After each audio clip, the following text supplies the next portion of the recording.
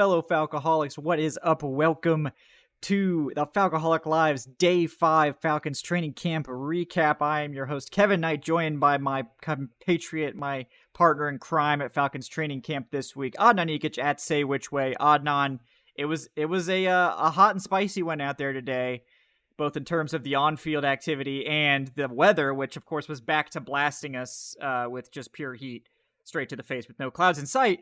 But other than surviving the heat, Adnan, how are you doing? Yeah, it feels like, the Georgia weather just gave us that little bit of hope, on Saturday. It was beautiful on Saturday, Yeah. the clouds were out. It was a nice little breeze, mid 80s. Couldn't ask for better in July. And then it just like gets back to just like pure, just blazing hot. And I know Matthew Bergeron in the post-game press conference or post-presser conference where he was like talking with some of the media, talked about how it's been an adjustment period for him coming from Canada and playing up there in Syracuse. Shout out to the Orange. Yeah. Shout out to Go Orangeman, yeah. Real Yankee Matthew Bergeron out here really having to adjust to that Georgia heat, and I can only imagine what it's like because I've lived here my whole life, and it's still like punches me in the face times. I can only imagine what it's like for you Northerners out there who come from New York. Yeah, I mean it's more than normal, like for here, like because I've been at camp the last 3 years, and it's never been this hot. It's absolutely normal, but it still sucks. Like it doesn't matter how normal, like it doesn't matter how used to it you get. You're still like, damn it, man. Like, you wake up, you get out there, and it's like, oh, there's not a cloud in sight. I have this like disgusting tan line on my neck. You can't see it, but it's like, yeah, it's from that first day where you didn't have the hat, probably. So it gets you, but you're gonna learn from it, and you're gonna have some veteran savvy in future years. And guys, right off the top, we'll say that we've got a cool show in the works for you tomorrow. We're planning to record a live show from Flowery Branch. It may be in a broom closet, but it will be from Flowery Branch. And we should have Daniel Flick from Sports Illustrated joining us as well. We said we hazed Daniel relentlessly today on his first day. So, look forward to more from Daniel and us and the crew tomorrow after practice. We'll see if we're actually going to make Daniel run an Oklahoma drill against Grady Jarrett tomorrow. So yes, that's his rite of passage. As we definitely had to do that right on, and at least that's what we're going to tell him. So. Oh yeah, absolutely. Well, the coach did say maybe they're going to get some media one-on-ones going. So, no offense to most of the other media, but I like my chances. Did they mean? So did Arthur Smith seem dead serious because Arthur Smith, sometimes you just can't tell if he's joking or not. But did he mean like one-on-ones against like the players or one-on-ones against other media? I thought he meant the media was going to go at it like against each other. Big distinction because if I'm having to go up against AJ Terrell or like Grady Jarrett, that's different than like. Oh no, yeah, I would have. Like I have no illusions of being able to handle anybody on the Falcons roster in any way whatsoever. Yeah. Now, however, if I'm lining up against D-Lad or Zach Klein or one of those guys in the media room, like bring it on. Yeah. I no offense to those guys, they do good work, but no, I think we might have a good chance there, Adnan. We are among the youngest guys in there. We are. We have the healthy legs. We have, we have that energy, that new wave energy out here. that youthful energy that we got going. Yeah, exactly. So before we get too far, and guys, do want to shout out today's sponsor, betonline.ag, who is your number one source for all your betting needs. You can get the latest odds, lines, and matchup reports for baseball, boxing, golf, and more. Perhaps you're feeling high on some of these NFL futures like the Bijan over. I don't even know what the lines are set at Bijan, but I would consider smashing the over, especially on the receiving ones. I don't know if I would. I think the rushing one's pretty aggressive, but in terms of the receiving stuff, that's one takeaway that we're definitely going to get to. So no matter what you want to do, guys, though, BetOnline is your sports intel headquarters this season, as they've got you covered for all your insider sports wagering needs. BetOnline is the fastest and easiest way to get your betting info, including live betting options and your favorite casino and card games you can play right from your home. So head to the website today or use your mobile device to get in on the action. Be sure to use our promo code BELIEVE, that's BLEAV, to receive your 50% welcome bonus on your first deposit BetOnline, where the game starts. All right, Adnan, where do you want to start today? We got a lot to get to. First day in pads, first practice in pads. I, I will say that the run defense impressed me today. The linebacking core as a collective impressed me today. I wrote it in our news and notes, training camp news and notes. I wrote it in my daily observations Twitter thread recap. But first day in pads, we were all expecting, that run game. We see Bijan Robinson, Tyler Algier, a little bit of Cordero Patterson, that offensive line. Like, I'm sure some people were expecting the offensive line to sort of really make a mark today, but it just wasn't happening. And more time was passing, and the further we got along, the less and less we were seeing any sort of dominance in the run game. I don't think there was anything dominant in the run game. I think the best run of the day came from Bijan Robinson in a red zone drill where he got a little shifty in there, got around 10 yards. I think Timmy Horn went back there and got first contact to stop him, which was, very nice play for the big fella. But Caden Ellis, Troy Anderson, Nate Landman had a really strong day.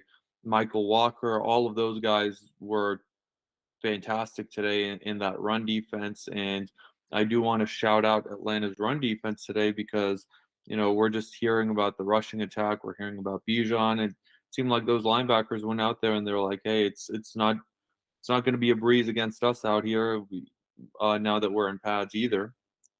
But nonetheless, Bijan still, flashed. Every day he has a new highlight. I think he had a nice highlight today against. Was it Troy Anderson again? No, it was Caden Ellis. Oh, it was Caden Ellis against today. Caden Yeah. Ellis. It was against Caden Ellis where he shook him off, got the catch on one-on-ones. Well, one-on-ones are, they are what yes, they are. yes. But it's fun. It's fun. It's fun to see them. It's fun to watch them. Zach Harrison had a vicious one-on-one against Tyler Vrabel, where he, completely bull rushes Vrabel back into the quarterback, and we're actually really lucky that Desmond Ridder didn't get hurt on that. Yeah, he was not prepared for that. It was so immediate that poor Vrabel got crushed. Yeah. Oh, he got crushed, and he fell right back into Ridder's knees. Thank God that everything ended up being okay there. Yeah. But Ridder's very athletic. He just shook it off. So. Yeah, absolutely. And I mean, Coach Arthur Smith said that you could really feel Zach Harrison out there. He had a very good day. He had a very good day overall. Drake London got some get back against Clark Phillips, where we remember Clark Phillips getting that interception on the one-on-one rep. I think it was in Thursday's camp, in Thursday's practice, and today Drake London absolutely went up there and completely mossed Clark Phillips. It happened right in front of us. We were on that far sideline, and it was a hell of a pass from Logan Woodside, first of all. And I mean, it was one of those where Phillips was in good positioning, but London was just too tall. He was too big for him. I think Drake London has, he has what, 7-8 inches on Clark Phillips. Yeah. And he used every one of those inches and went up there, very contested, great catch. Phillips ends up on the ground, yanking away at London's jersey. The entire offense goes wild. Drake London is excited, and he just punts the ball away. I mean, it was a very high, very deep punt. If you ever need an emergency punter, if something happens to Bradley Pinion, maybe you put Drake London back there. But I think the biggest story overall is, and I mean, it's not the sexy headline, but I think the most important thing of the day is we got to see Kyle Pitts for the first time participate in one-on-ones. For the first time participate in 11-on-11s. The most important thing is it seems like he has taken another step in his track back in his recovery. He was participating in 7-on-7s up until this point, but this is another very big step. I wouldn't expect to see him in preseason, definitely not in that first preseason game. But the most important thing is that he's at 100% come week 1. Yeah, and it was just really nice to see him out there running stuff at full speed, and unfortunately, it led to some sort of scuffed routes, right? There with Ritter, where the timing was clearly off. Like, I mean, the ball was way behind. I mean, maybe Pitts, this is the first route he's run at full speed, so Ritter's used to trying to hit him, when he's sort of jogging out there in the drills. I know some people were freaking out about that one rep that I filmed, where the ball is behind Pitts, and Pitts had a decent chance to catch it because, I mean, he had toasted poor Jalen Hawkins, who Jalen Hawkins honestly having a very good camp, but Kyle Pitts is Kyle Pitts.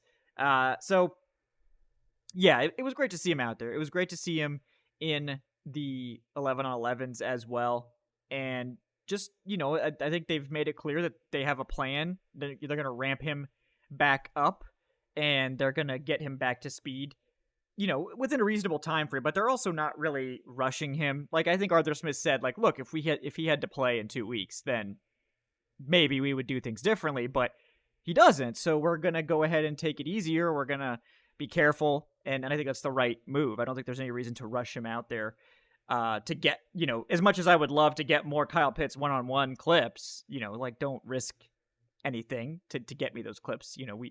We'll survive without them. We'll be okay. Because, thankfully there's been some other players that have given us some good clips that you mentioned as well. And, Zach Harrison being a big winner, obviously, with his one-on-one rep, and, and it just matters more in full pads than what we've seen so far, where there's not really been any contact. And I mean, Zach Harrison just absolutely demolished Tyler Vabel. Like, he almost didn't even get a chance to get set. Like he barely got into his pass set before. And it's the length, right? Like, Harrison's hands were on Vrabel so fast, Vrabel couldn't, and like, honestly, there's a lot of stuff to this, but like, Harrison's hands were on him in an instant, and it was over. And looked like a truck on that play. Like, he was just not going to be stopped. And I guarantee you the coaching staff was holding its breath. Like, oh my God. It's like, oh my God, our quarterback just went down. Like, legitimately, I don't think people were talking about it enough that could have been really, really bad. Like, it's not Harrison's fault. He's out there just, like, going out there and winning the rep decisively. But, like, it could have it could have been really bad.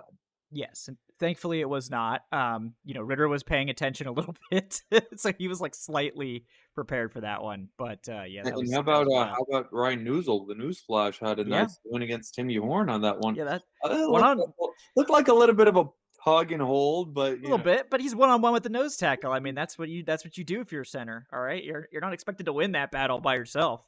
Against the guy who could be the starting nose tackle. And that's a good. Timmy Horn's running with the ones out there. Yeah, that's definitely a topic we're going to get to as well, now that Eddie Goldman is seemingly out of the picture for, the extended future.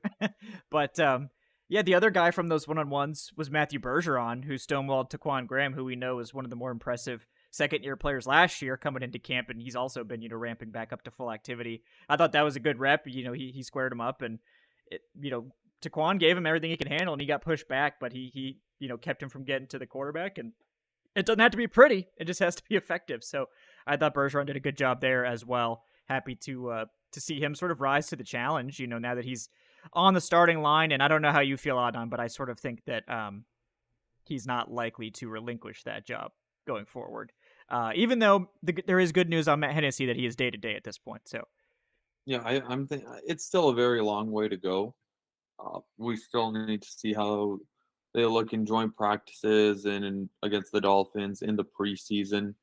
But this could be one of those situations where the door opened up for Matthew Bergeron. And, if I'm Matt Hennessy, I'm hoping to recover very quickly, because as each day passes by, Matthew Bergeron sort of looks better and better, looks more comfortable. And if enough time passes by, Matt Hennessy may not get that opportunity to roll with the ones anymore. Right. So, you never want injuries ever. And I think Matt Hennessy, I'm glad he's not seriously hurt, because it's, as at worst, I think we know he's the primary interior backup at both center and guard. So Hennessy is going to have a very important role, because if you lose Hennessy to a long-term injury, or if you lose anyone on the interior to a long-term injury, forcing Hennessy to step in as a starter, then Yeah. I don't have much confidence in Atlanta's backup guards outside of Hennessy or any of their backup tackles right now. Like, I do not have any confidence in this offensive line depth, and Yeah. we better hope that this O-line stays very healthy this year. Yeah, exactly. I feel the same way. So we're hoping for a quick and speedy return for Matt Hennessy when he's ready. I do want to get to a couple donations. We had a couple come in over the last couple days that we've been off, and then we also had one come in just now from Duncan. So let's get first to Zen M17's $70 donation. Zen, Ooh. thank you so much, man. Zen pushed us over, so we officially hit our fundraising goal. Thank you so much, Zen, for that. He did not leave a question. So Zen, if you're in the chat and you meant to leave a question, throw that in there or just message it to me on Discord, and I'll make sure to get it next time. But thank you so much, Zen. Really, really appreciate that, man. Thank you. Then we had Max_15_27. Nice name. With the €10 donation, Adnan. We are international. Hey, shout out. Hey, probably one of our guys over in Germany. Shout out to Germany over there. I mean, it could be any of the countries in the European Union. But sending love from Austria. So it's Austria. From Yeah, so it's close. That was close. That was close. Yeah. No, they speak German over there. They do. Still, is Austrian a language or? No, they speak. I'm really ignorant. Yeah. They speak German over in Austria. Yeah. He says, sending love from Austria. Thanks, man. Really appreciate that. Appreciate you guys over there. Been an NFL and Falcons fan since 2015. Still, this is the first off season that I am this invested and hyped for, which is almost solely thanks to stumbling upon your pod. Oh, thank you, man. He says, thank you, guys. Hyped to cheer for our birds in London. Yeah. Get to that game. Assurance here, but yeah. I mean, like you said, the pod is international now. We have our beloved and dedicated European listeners who, I mean, it's maybe a little late in Europe right now, but I'm pretty sure they're gonna wake up tomorrow and listen to the pod, watch the live show, however they do it. But yeah, shout out to our European, Australian, and international viewers. Yeah. We also had Duncan Barshard with the $10. Thank you so much, Duncan. Appreciate you, man. He says, when are you boys shaving those beards into mustaches like Coach? Thanks for the great content as always. Yeah, I don't know if I can pull off the mustache. I definitely can't. Like mine doesn't come in super thick, my mustache, honestly. So my mustache is too thin. Like, yeah, my mustache it works with the rest of the beard, but it's by itself it'll look too thin. Although here's a deal that I can possibly contemplate making. I'm not going to make the deal, but if the mustaches become like a big thing with the Falcons and Arthur Blank keeps it for the entire year, if Arthur Blank shaves it, then he shaves it, then nothing about it. If the team makes the playoffs, then I could possibly propose a Falcoholic thing where we all try to rock the mustaches for the playoffs. The Ted Lasso Believe. Yeah, the Ted Lasso Believe mustache, and just like keep it throughout however long the playoff run is. I feel like that could be something that's very fun. Yeah, I think I could probably get if they make the playoffs, I think I could probably get down for something like that. So Falcons, let's go. Let's make the playoffs. Let's get this happening. We can even maybe write a little article like encouraging some of our readers to do so and to join us in that. So I mean, definitely, yeah, I'll pitch it to Dave and Gina for sure. Yeah, good stuff there. We did I know we had a question in the chat from Falcons for Life G. What's up, man? He said, did you see any of the new players that were just signed today? Yeah, so I think they were all out there. Kamoko Toure, I think, had a sack on Saturday in his first practice. He was out there today doing stuff. I haven't seen Justin Ellis much. I don't know if he might be with the third team. Unfortunately, I just don't have time to watch the third team. And then, Godwin Igwebuike, I think is how you say it. He was definitely with the third team. Yeah. He had some runs out there a little bit. Yeah. He was getting some carries. I mean, he wasn't like doing a lot. I mean, this is literally the first day that he was signed, so he wasn't doing like a ton. But he was definitely out there. So I think all those guys were out there for sure. Ray Moon asks, did they score any touchdowns? Yes, there were touchdowns scored. I think the best pass of maybe the entire training camp was Logan Woodside throwing in between two defenders to hit Slade Bolden for that touchdown. That was pretty sweet. Yeah. I don't think he got into the end zone though. In fairness, I thought he did. Yeah, I thought he snuck in. I think it was out of bounds. I mean, he caught it inbound, Mm, but I yeah. think he was like inside the 5. It was a Yeah. it Yeah, was maybe. the throw of camp, like Yeah. It without was a great. doubt in my Yeah. mind, because Logan Woodside threaded that needle in between. I want to say I think it was Cornell Armstrong and one of the safeties. Mhm, mhm. I mean, Something like that. yeah, like, but I mean, he just like that shit was right in the breadbasket. Like both players converged, and Slade Bolden also absolute hell of a catch. Yeah. Like great play by Slade Bolden.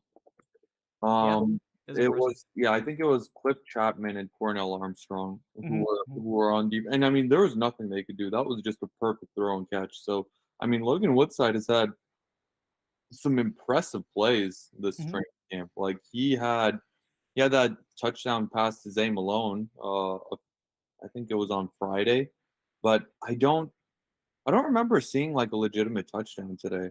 I don't think Yeah. I don't think he got in the end zone on that play. I think there were maybe a couple, but they only did like a handful of red zone plays, like at all. This was a shorter practice. I think Arthur Smith described it after they wrapped as like a ramp up day, coming off the day off and getting into pads. That it was sort of a ramp up day, so it's probably why there wasn't as much, Hopefully more team pads stuff. tomorrow. Yeah, I think we'll continue to get pads for a few days. They have like a limited number of padded practices they can do, so I think we'll probably get a couple in a row here. But yeah, it's I think that the offense was mostly fine today. It wasn't as like explosive as Saturday. I think Saturday was definitely the best day so far. I think they were all starting to get into their groove, 4 days in. After the off day, it was a little rusty to open. It seemed like the first team session was fairly rusty, but and this is a good segue into the quarterback talk too. I thought as practice went on, everybody got sharper, which is not unusual. But I thought it's a little shaky to open, a little disappointing, and then I think it started again.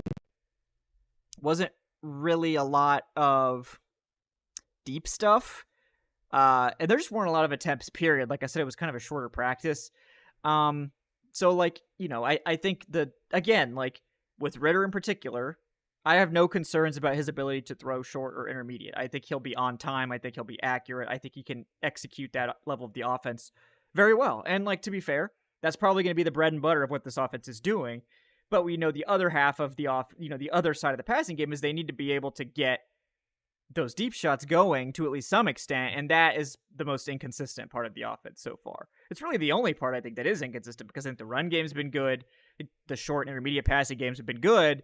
The deep stuff has not come together, and then today notably, like I think Ritter wasn't really connecting with Pitts, but like we said, this is like their first team session together, so I mean I'm not concerned, but it, at this point, like I think and I think you're going to talk about it on, so I'm not going to steal your thunder, but I think like we've seen what we need to see in the short and intermediate game. Like I'm satisfied with Right. that, but like yeah, please continue. Correct. No, you're completely right. Like y I have no doubts in Desmond Ritter at all in the short to intermediate game. I had no doubts in that coming into training camp this year.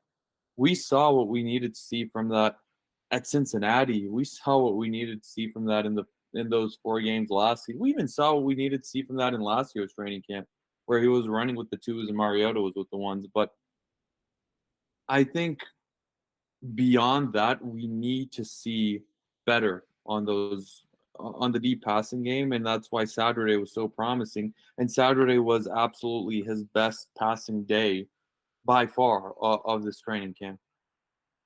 I'm gonna sound like a big Desmond Ritter hater, and I'm not. I'm not. He Like has I one have good practice on, and you're gonna bury him. no, no. I'm not talking I'm about just Saturday. I'm kidding. talking about today. I know. Like, please. I'm prefacing this. He We're had about to clip it. They're hitting record right now. Desmond Ritter had a very solid day today. Like he was fine. He was like, a very solid yet unspectacular day today. However, his stat line today is I'm seeing it flowing around Twitter, and you know, our guy Michael Rothstein does a fantastic job with his post game notes after every single practice. I go back and I read those as well. He does a fantastic job with his recording or with his reporting. And after every practice, he references the quarterbacks. He references Ritter's completions versus attempts. And he's been doing this. He did this last year with Mariota and Ritter as well. And today, if you read through it, I feel like it's lacking a bit of context. Even though what he says is completely correct. Ritter went 8 for 9 on his passes today, including 5 for 5 on 7-on-7s, which sounds very good. It sounds amazing, and he described Ritter's day as a very, very good day. I disagree that it was a very, very good day, and the reason for that is out of those 8 completions that Desmond Ritter had, I'm not even exaggerating with you right now. 7 of them were on passes which travel less than 5 yards from the line of scrimmage. Yeah. Like less than 5 area. Like it's not even an exaggeration. I tried to live tweet each of Desmond Ritter's passes on 7-on-7s and 11-on-11s. And on the 7-on-7s, I remember live tweeting each one, and it was like, all right, first pass to Drake London, short pass. Or second pass, Slade Bolden, okay, another short pass. Then pass to Michael Pruitt, short pass. Okay, again to London, another short pass. Like all 5 of those passes, and I even described it in my tweets, every one of them was a dink and dunk. Every one of them was a short pass. And the reason why I say solid yet unspectacular is he did have the good pass to Drake London, which went, a bit further than 5 yards. His only pass which went further than 5 yards in the red zone drill, where Drake London did a great job of shaking off the cornerback, and the cornerback was number 35. Natrone Brooks. And Yeah. Natrone Brooks. And Natrone Brooks, the play before, had this amazing pass breakup as well. I think it was on it may have been on Penny Hart. Yeah. Where he had it in his hand, and Natrone Brooks just got his hand in there, broke it up. Very next play, London pretty much burns Brooks because it's Drake London's a completely different sort of animal, and burns him, and he catches it open at around the 5-yard line. I think it was 15 yards. I think you said it was 20 yards. It was in that little vicinity. But outside of that, that was the only pass which Ritter completed went further than 5 yards of air yards. The other pass that he attempted that went a bit further was a poor pass to Kyle Pitts on 11-on-11s. And this was not, for the record, that pass that you recorded. Yeah, that was not that. Yeah. Of being behind Kyle Pitts. And I'm seeing a lot of people on Twitter saying, oh, that was the only pass where Ritter, where it fell incomplete. No, that was on one-on-ones. One-on-ones don't count toward these stats. Yeah, it's different. Yeah. But, basically he did miss Pitts on that one-on-one, and on that 11-on-11, it was a pretty poor pass to Pitts overall. Yeah. But, the reason why I'm bringing this up is because context matters a lot. I'm seeing a lot of people on Twitter, and it feels like the pendulum swings every single day of the overreactions for Desmond Ritter. It started with, all right, Ritter, if he doesn't do great, if he throws those couple picks in game 1, the sky is falling. He's terrible, he's a bust, whatever. But just as bad as that is the other end of, I'm seeing a lot of people taking these massive victory laps of, oh my God, look at Desmond Ritter, 8 for 9 today. He was amazing. He was incredible. He's Peyton Manning out there. I mean, the thing is, out of those completions, I feel like every single one of those completions was one where, had it fallen incomplete, we would have been looking at each other all right, that was a terrible wreck that be completed. There's no way you can not complete that. And personally, and again, I'm sounding like a hater here. I'm not meaning to. Again, he had a very solid practice.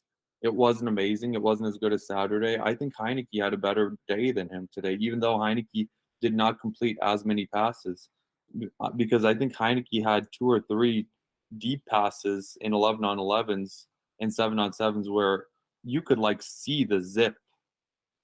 Those were very decisive deep passes where, it hit the wide receiver right in the chest. And it was, I think, to Mac Hollins on a very impressive rep, and the other one to JJ Arcega-Whiteside. And, hey, JJ, welcome to training camp. This is the first day where we're really calling his name.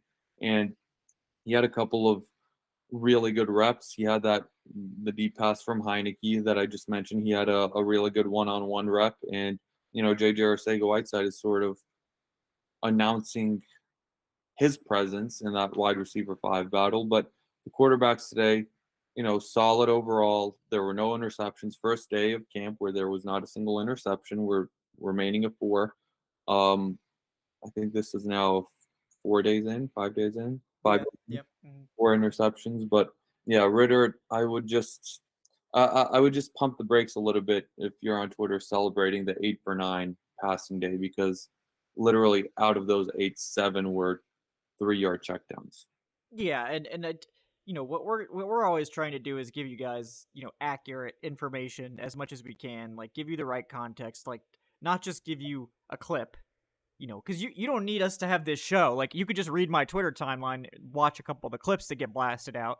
Shout out to everyone for, making clips go viral. Like I appreciate that, but it doesn't give you the full context of the practice, like I tweet out that Kyle Pitts, one-on-one where, Ritter misses him and everyone's like, oh, Ritter had a terrible day. I was like, no, that's not true. But then you see, oh, well, he was like, 7 of 9 or whatever it was, or 7 of 10 or 7, whatever, almost perfect and is very sharp. And it's like, like that's great. Like, but we should expect that.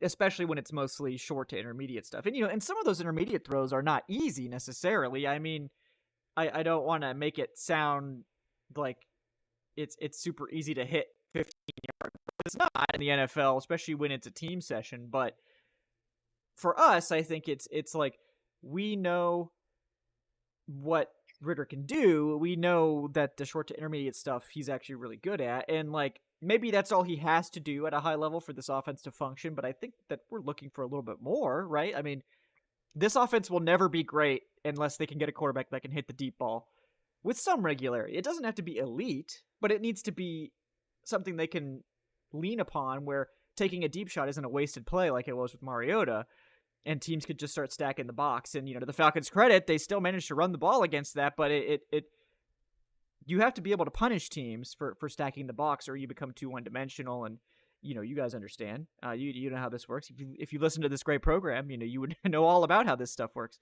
So that's sort of where we're at, and we're not trying to bury Ritter. I think we've praised him and tried to keep people from getting too negative on him, because I think he's gotten a lot of unfairly negative press. And now that he's starting to have some better days, I think we're trying to couch that a little bit like, he's improving, and it's sharp, for the most part. But like now we're looking for another level if we can. And maybe, and if he doesn't get there, maybe it's okay. But I think we need to see the deep stuff come along, and maybe it takes all of camp. It wouldn't shock me if it does before it gets consistently good. But, we're just looking. We're just looking for it, right? We're looking for improvement. Yeah. And that's exactly what it is. I mean, again, I'm not sitting here saying, oh, Desmond Ritter had a very bad day. I would grade him out as a solid C+, B- range today. Like a very solid, acceptable day. But again, like you were saying, the same way that we were telling you guys, all right, pump the brakes on the hate, pump the brakes on the whole, oh, the sky is falling. We're saying now pump the brakes on the whole Desmond Ritter is the savior, because he's not the savior based on what we saw today. Yeah, exactly. If you gave Logan Woodside every one of the passes that Desmond Ritter had today, he would have also gone 8 for 9. Quite possibly, yeah. I mean, and that's also like praise of Logan Woodside and Taylor Heineke, who I think have shown that they're perfectly capable. In Heineke's case, I don't think at this stage it looks like there's a massive drop off from Ritter to Heineke, which is a compliment to Heineke. I know someone asked if I thought Heineke's had a better camp than Ritter so far. I think up until Saturday, I probably would have said yes, but I think Ritter was legitimately more impressive on Saturday, and I think that gives him the slight edge. But I do think Heineke's had a good camp, so like I think both of those guys are good. And like Woodside, he's going against the threes most of the time, so keep that in context. But I think he's also at a good camp. So I mean, I think all three of these guys are doing enough that you're not concerned. But we haven't seen consistently impressive practices either. I think we're in the stage now where it's not been bad since the first 2 days of camp, which is great.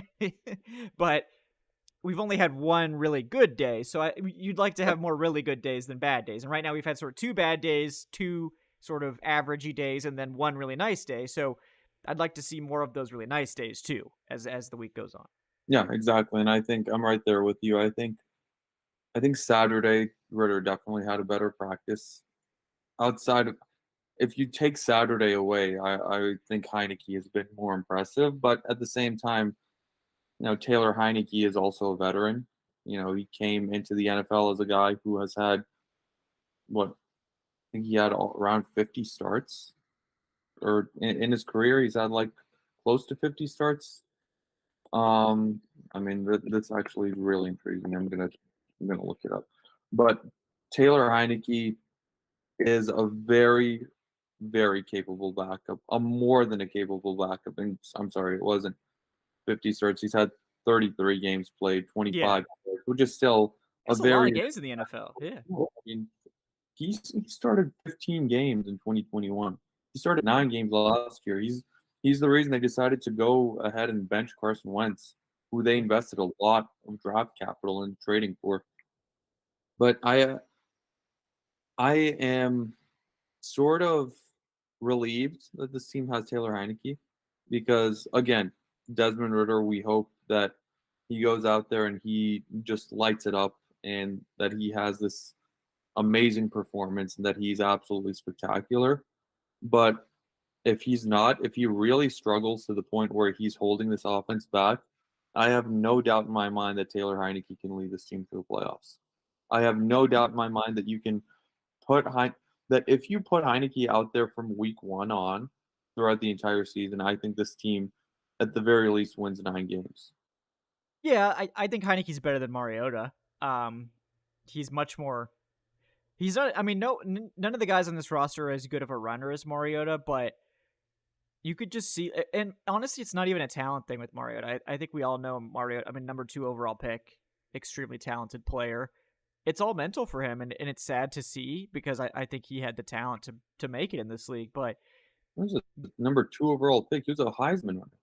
yeah, so I mean, it is clearly insanely talented guy, but it's the mental stuff, and we've seen from Heineke that he's not necessarily consistent, but he is a risk taker, and I think he honestly fits this offense better than Mariota did because I think Arthur Smith would have preferred a guy that would have unleashed the dragon a little bit more, and went for some of those deep shots that could have been the difference in games, and even if it now, and I think the other thing is now that the Falcons have what should be a decent defense, I think you're hoping for a little bit more aggressiveness and a little bit more risk because you've got a defense you can fall back on. Like if you're at the 50 and it's 4th and 1, maybe you go for it. Maybe you start taking more deep shots because if it doesn't connect or you get an interception off that, then you're confident in your defense being able to make a stop. Whereas before it was like, I don't know about that.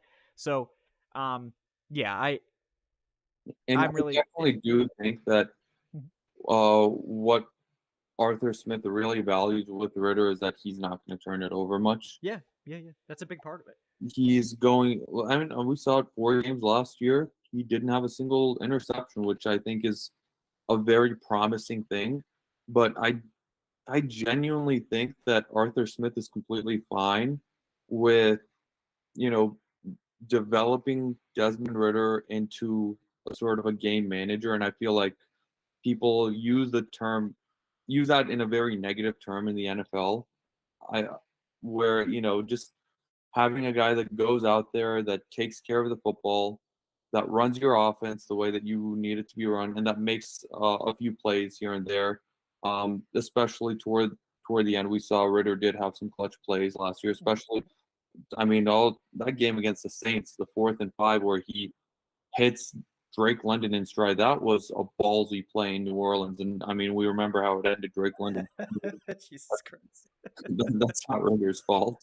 No, and that's the thing that people forget is like there were like Ritter. I thought you could tell he was limited, especially the first few starts, but he was like I've tried to tell this to people that I don't think it's a coincidence that he had his best day in front of a huge crowd that was raucous and high expectations and all this stuff, and the pressure's on to show out in front of these fans. And, you've had sort of a middling camp, so you need to really put on a show. I don't think it's a coincidence that he had his best practice in that environment, because I think he's just one of those guys that's a gamer.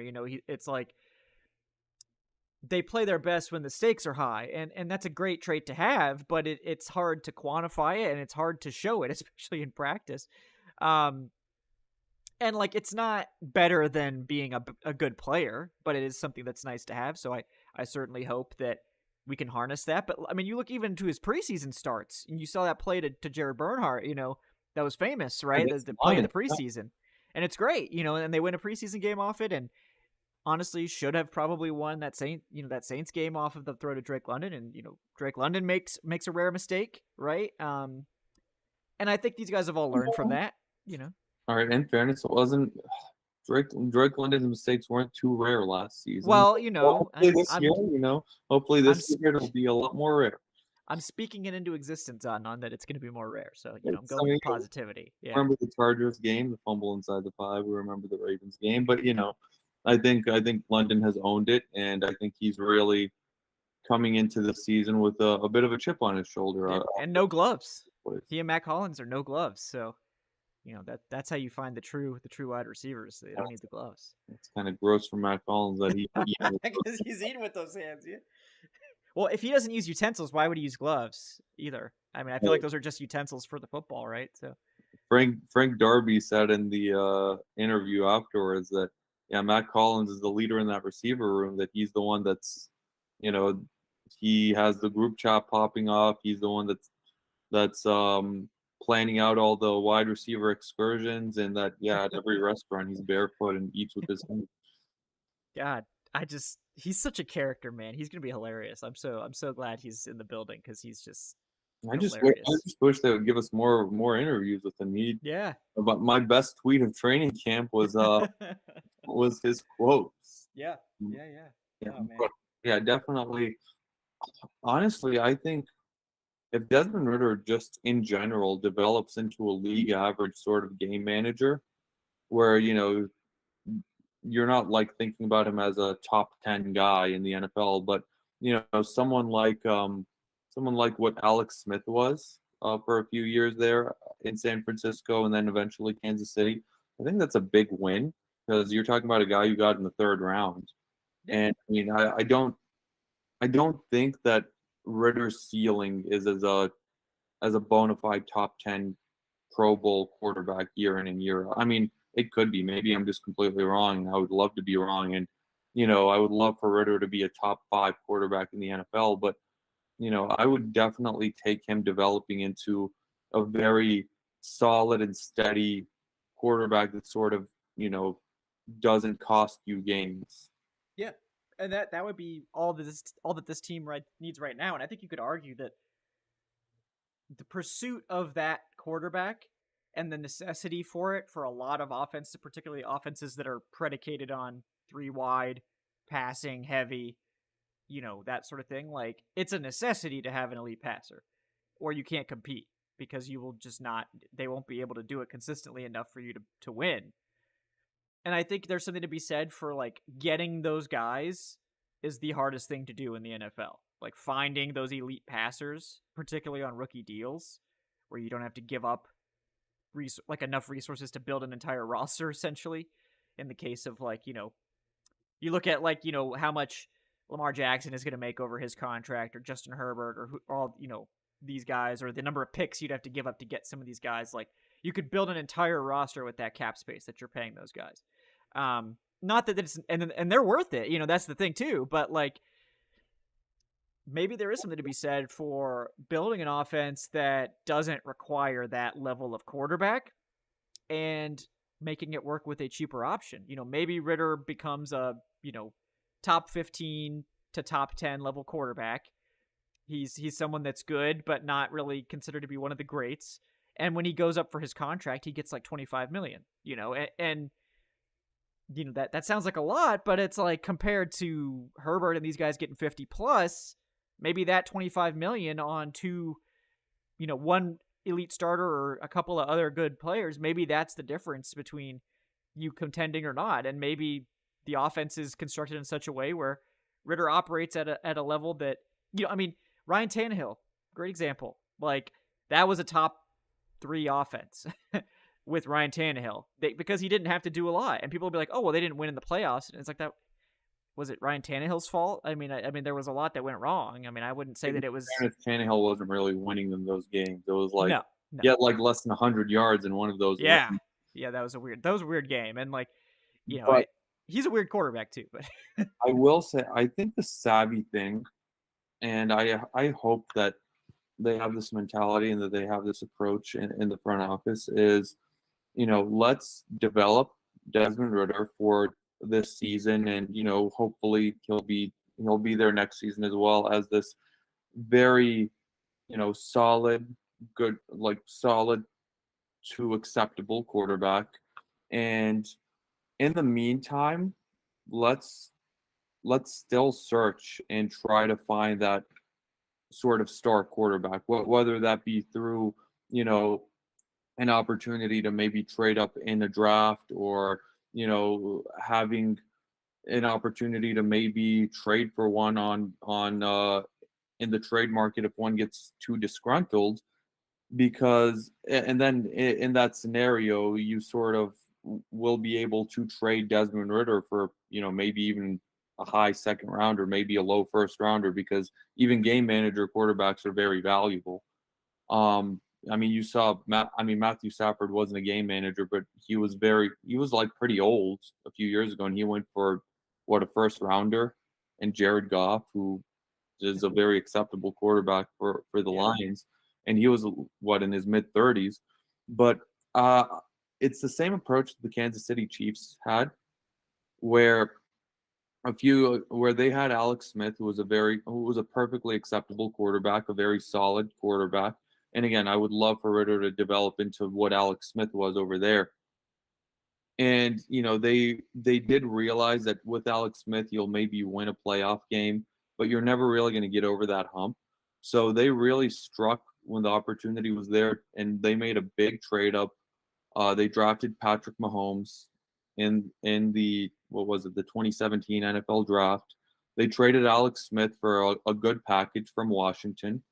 And they loaded up, and they had that team around and the coaching staff around Patrick Mahomes to really make him successful as a star quarterback. Now, I'm not saying, oh, you're going to find the next Patrick Mahomes, but I am saying, don't sort of box yourself into a quarterback who's just acceptable the same way that the Giants have with Daniel Jones.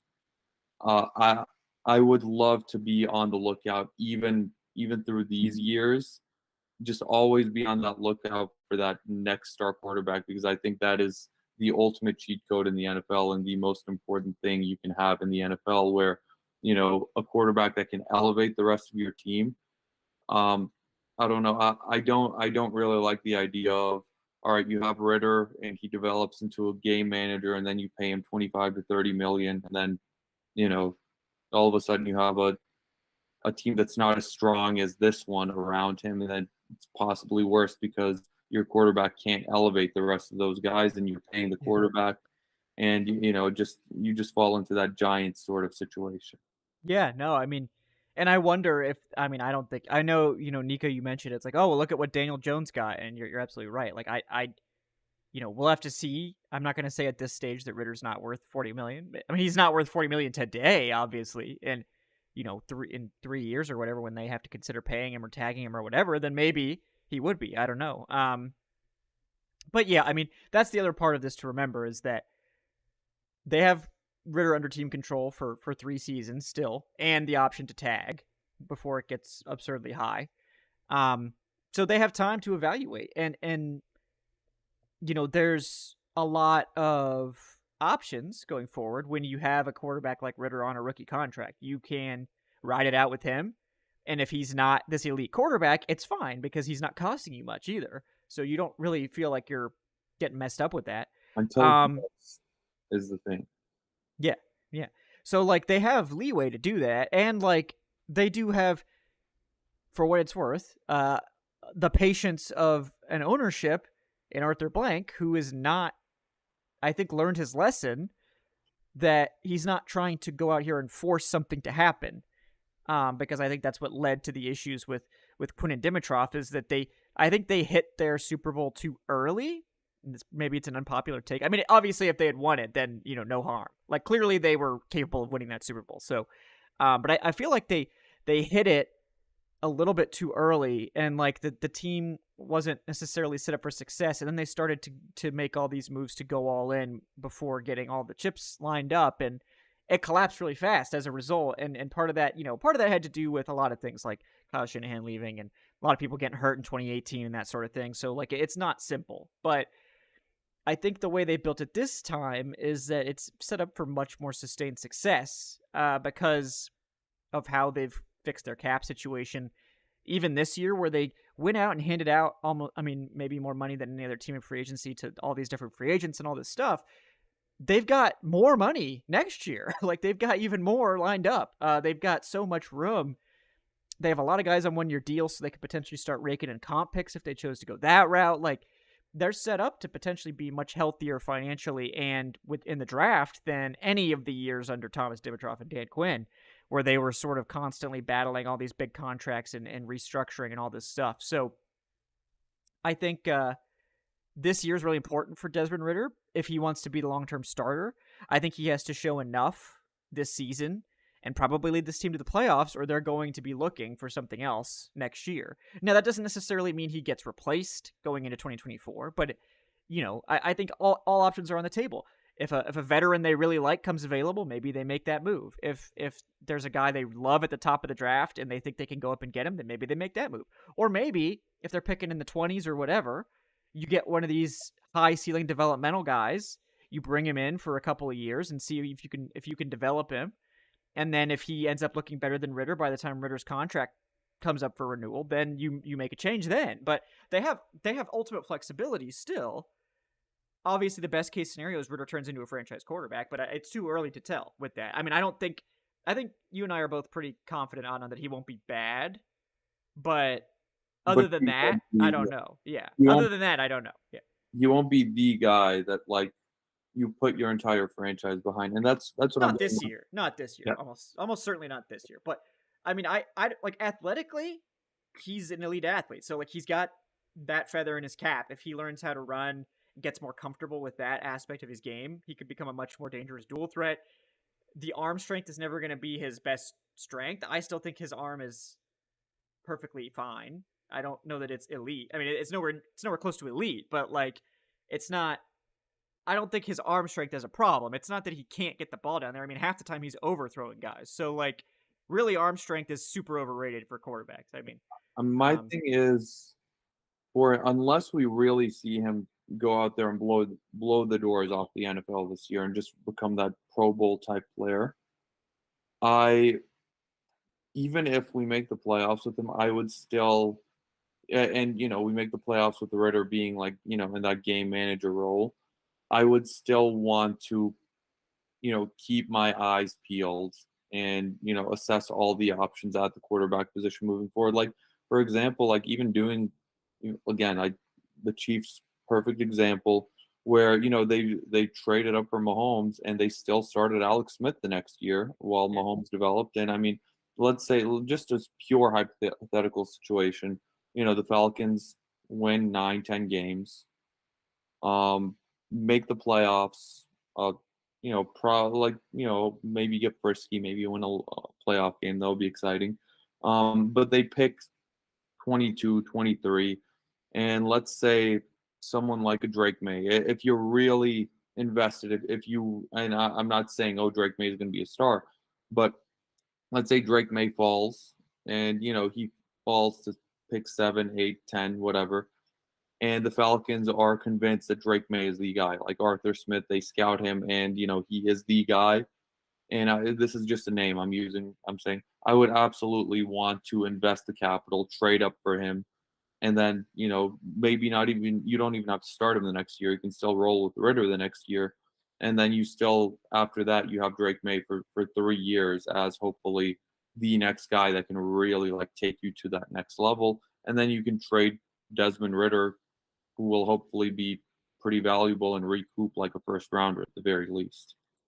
Yeah, and we'll have to see. We'll have to see how it plays out. But I think pretty much all options are on the table. I mean, I'm not concerned that Ritter is going to tank this offense. I know some people are, and good luck changing their minds. Don't bother. I don't think he's going to tank the offense either, but at the same time, I also don't know if he'll ever be good enough to really bring you to that Super Bowl, which is the ultimate goal at the end of the day. Yes, of course. And like baby steps, right? Like I think we'd all be satisfied with a competent team that makes the playoffs and wins a playoff game. Like I think that's the goal this year. Like if we're being honest with ourselves, not being homers, which is fine if you're a homer. No shame. I'm just saying. Winning a playoff game this year, I think, is the goal. Like I would be very happy with that outcome. Not right after we lose the ensuing playoff game, I wouldn't be happy. But like, you look back at what they've done and they get that playoff win this year, I think you're probably pretty significantly happy. Like, okay, we've taken a big step. We got this team a playoff win under their belt. We got some experience. We got 2 playoff games for this roster. Now we're ready to do damage next year. And maybe the decision is to go get a more established or higher upside quarterback. Maybe the decision is like, Ritter's good enough. Let's maximize this roster while he's on the rookie contract. And we've seen that work out for the Seahawks. We've seen that work out for teams too. So you have options. And I think that's really the best thing that we've got going right now is if you can't have a star like Mahomes, Herbert, whatever,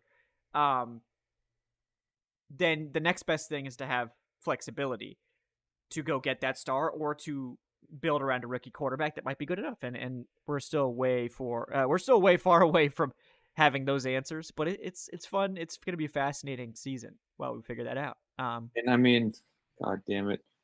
I'm never gonna shake this label narrative like off of me, but he's the Ritter hater now. I'm not a Ritter hater. His true colors have come out. Get him. This is as bad as when you guys tried to take me as a Matt Ryan hater. I knew it. We always knew you were a Matt Ryan hater. Like, I just like started a snowball conversation for like 20-30 minutes about like, how we should still look for the next quarterback and how Ritter probably isn't like the franchise guy, but. Yeah, I mean, I deserve it. I deserve that one. I mean, yep. for the record, I think we'll be fine this year. Yes, we've made that clear. But yet, I knew Adnan was bluffing. Yeah. Yep. Yeah, it was all a trick, elaborate hoax. Let's just keep our eyes peeled on every single opportunity. Yes. All right, we got a couple more donations coming in. Thank you guys so much. RDs with the $11. Thank you so much, man. He says, since the Austrians came out the woodwork, I can't sit back. Greetings from Germany. So we do get a German on. I did know there was yes. We had some German representation. Greetings from Germany. Thanks for the coverage. Watching your stuff usually on the next day. RD is one of the OGs. Thank you so much, RDs. Appreciate you so much, man. We also got Corey, another OG with the $5. Thank you so much, Corey. He says, so does Bijan Robinson walk out onto the practice field, or does he hover down every day from the heavens like a football angel? I'm hearing he is the next LaDainian Tomlinson. I mean, if you were to read what some of us are saying about him, you would think that Bijan Robinson just teleports onto the field and he teleports away from defenders. But yeah, no, he is very impressive. He absolutely looks the part out there. Yeah, especially as a receiver. Where I think we thought that would be something that they would try to do. But I think the amount of passes he's caught is just, I mean, it's striking. Like he's caught a lot of passes, like a lot. And part of that's like when you're not in pads, you're not gonna like slam the run game when you're not in pads. It's like, okay, what are we really learning here? Like, what are we really doing here?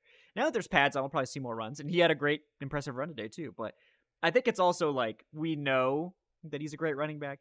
We know he's a great runner. Not really any question to that part of his game. They probably got that stuff down like in OTAs. Now it's like, let's get him the route tree. Let's get him practiced. Let's get him coached up. And then we'll just see how big of a role he has in the passing game. And I think it's probably going to be bigger than people even think. Like even people that are optimistic about his chances. This is I think he's going to be closer to Deebo Samuel than people want to admit. In terms of his passing game volume. Now he's going to get a lot more carries than Debo did. And like, I don't think he'll have as big of a passing game role as Debo, but I think if you like flip it around, it'll be it. I think I mean, we talked about this in the pre-draft, Adnan. Like, if you look at their athletic profiles, they're basically exactly the same. I think Bijan's like slightly faster, but they're basically exactly the same. Like, same size, same athletic testing for the most part. A couple of things, each one has slight advantages, but it wouldn't shock me at all. Like Bijan having a Debo Samuel role, or close to it. Like, you don't actually need him to just smash the line of scrimmage because you have Tyler Algier, like, especially late in games. Yeah, you got Cordell Patterson. Yeah, like, you got those guys. You don't need Bijan taking like 20 carries, and it's gonna piss off the fantasy heads. Which, by the way, guys, Arthur Smith finds hilarious. So like, he may do it just for fun, like just to mess with fantasy people. So you've been warned. Yeah. You've been warned, guys. I'm saying this because I hope nobody in my fantasy league is watching. I think there's one person in my league that like watches this, but hopefully not. I would absolutely steer clear of Bijan Robinson in the first round of my fantasy draft. I mean, like, just because Tyler Algier is just not going anywhere. Like, I mean, yeah, you can do whatever you want, like, in your fantasy league, but if I had a top 5 pick, I'm not touching Bijan Robinson, like, with that top 5 pick. This will be a bit of a commit. This will be, I think, more of a committee than what some fantasy analysts are bracing for and expect. Like, I think NBC Sports had the rushing projections, and they projected Bijan Robinson to, win the rushing title this year, and I will. He's certainly capable. I mean, I will absolutely bet you that he is not going to finish with the most rushing yards in the NFL this year. He could have a shot at the all-purpose yardage title, though. That would shot. I think, like, if you're in full PPR, I would say Bijan's probably still worth the first round pick. If you're not in full PPR, I would probably no. I mean, like, the back half of the first round. Sure. Yeah. Like, I'm not saying I take him off. I'm saying I would not take him in the top 5. That's fair. Yeah. I wouldn't take him over Jefferson. I wouldn't take him over Chase. I wouldn't take him over Saquon. I wouldn't take him over Chubb. Like, I'm taking Nick Chubb over him. I'm taking CMC. I'm taking Eckler over him. I'm still taking Bijan over Chubb in PPR. In non-PPR, absolutely Chubb all day. But it's interesting, though, because I think you could make an argument for any of those guys, certainly. And I do think that the scoring settings matter. But if it's like half PPR standard, I'm taking Chubb and Derrick Henry over him any day.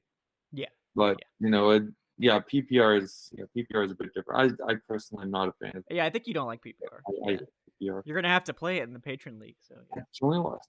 Get over it. Yeah. I can change that.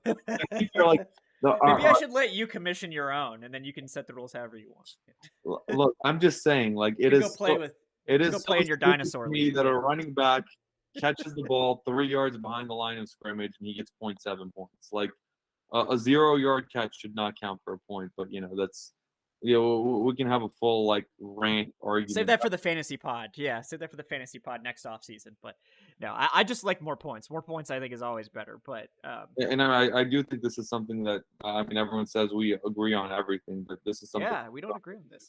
Like, I despise PPR and I despise Superflex. You're just wrong about Superflex. Superflex is necessary. Yeah, not because it doesn't make sense from like a game standpoint, but like, if you don't do Superflex, then quarterback is meaningless. So no, I disagree on that. I mean, like, quarterback, like, unless you have Patrick Mahomes, it's meaningless. Yeah, there's a big difference. Like, quarterbacks, especially in the last few years, have the top tier has sort of set themselves apart.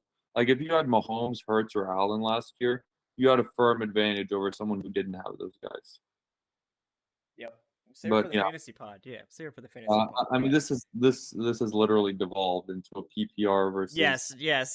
PPR. And Corey, this was an exciting practice, guys. We're over an hour, so this is just extra content now. Yeah, Corey, you're completely correct, by the way. Corey Carter is in the chat supporting my This will be our first crossfire, right? We'll just do PPR versus non-PPR.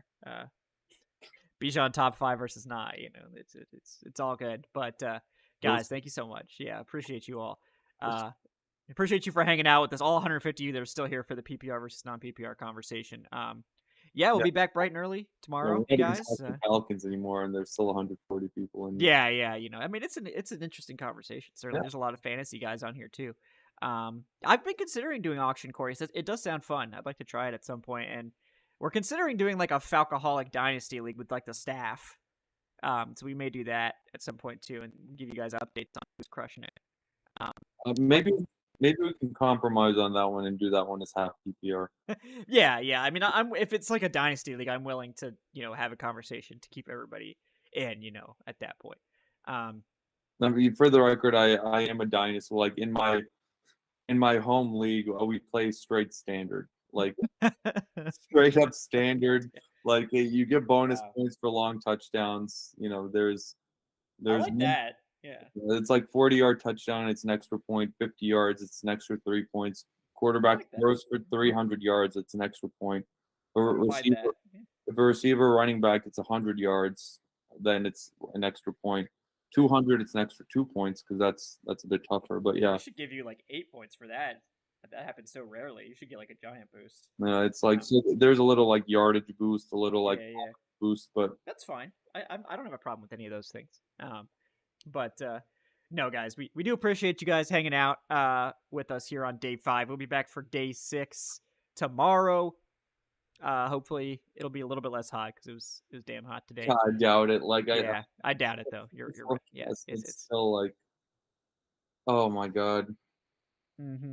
It's brutal out there, but we brave the heat, so you don't have to. It's gonna be very not cloudy tomorrow too, just for and But you've been bringing your hat, so that helps. Maybe you should consider the long sleeves. I don't know.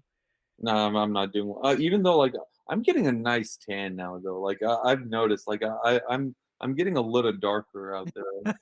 Not so pale anymore. Yeah, like I mean, I'm still very pale. Yeah. Like you can see the difference of like how pale it is here, and like it gets like a little darker, like right here. Yep. And I mean, showing off the guns. Nice. I mean, hey, maybe we'll have a nice weight room competition with the. Yeah, there you go. I'll definitely lose that. Yeah.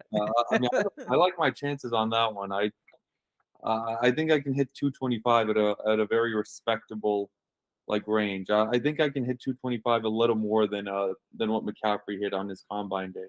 Okay. Got Mr. Lifter over here. You could tell, I'm sure, if you guys have watched the show before, you see those guns. Sometimes he shows up in the sleeveless. You really get the gun show. But yeah, guys, thanks so much for tuning in. We appreciate you. If you still want to donate, we did hit our goal, so thank you guys all so much. Obviously, if you still want to donate, it's still open. We'll keep it going through the end of camp. That is streamlabs.com/thefalcoholic/tip. If you want to support the show otherwise going forward, you can check out our Patreon. It's patreon.com/falcoholiclive if you want to take part in those patron fantasy leagues or get access to those exclusive patron Q&As, which we will have one soon. I realize we didn't do one in July because of training camp being crazy. But we will do one probably in the next week to catch up. So we'll be doing that. You can check that out. Again, thank you guys so much for tuning in. Today's show is brought to you by Bet Online. And before we take off, want to thank co-host Adnan Ikic at Say Which Way. Adnan, anything you'd like to plug?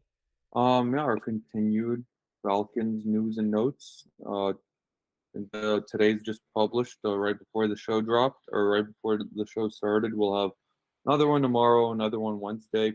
I think will be tagging in for us on Friday, and then I'll be back at it on Saturday, and I'll be doing that one on Saturday. But also now that we'll finally have like a little bit of time on Thursday and Friday, I'll try to finally finish my Falcons franchise players article that I have just completely been neglecting because of training camp coverage. Is what it is, sometimes you come down here and it takes up all your time. We do a lot of work, here on for you guys, but it's fun work, but it's still work. But so, it's good. But yeah, no, I appreciate you guys for able to make it happen. Thank you guys so much. Yeah, guys, Kevin Knight at Falcoholic Kevin, like Adnan said, check out our notes from today if you want a little bit more detail on specific things. I think we covered pretty much everything in those notes, but there's always some other stuff that we don't hit. Corey reminds us Ritter is 2 years younger than Stikwavius Bennett, so we got that to as a nice reminder. People forget, right? But guys, thank you. You can follow the show at Falcoholic Live. If you're interested, check out our community Discord server. If you want to chat with your fellow Falcons fans, there's always stuff going on in there. The link to that is in the show description as well. And we'll be back after practice on Tuesday with Daniel Flick for a live podcast recording at Flowery Branch. So looking forward to that as well. But yeah, guys, thank you so much for tuning in. We will see you next time on the Falcoholic Live. Until then, have a great night, folks. Appreciate it.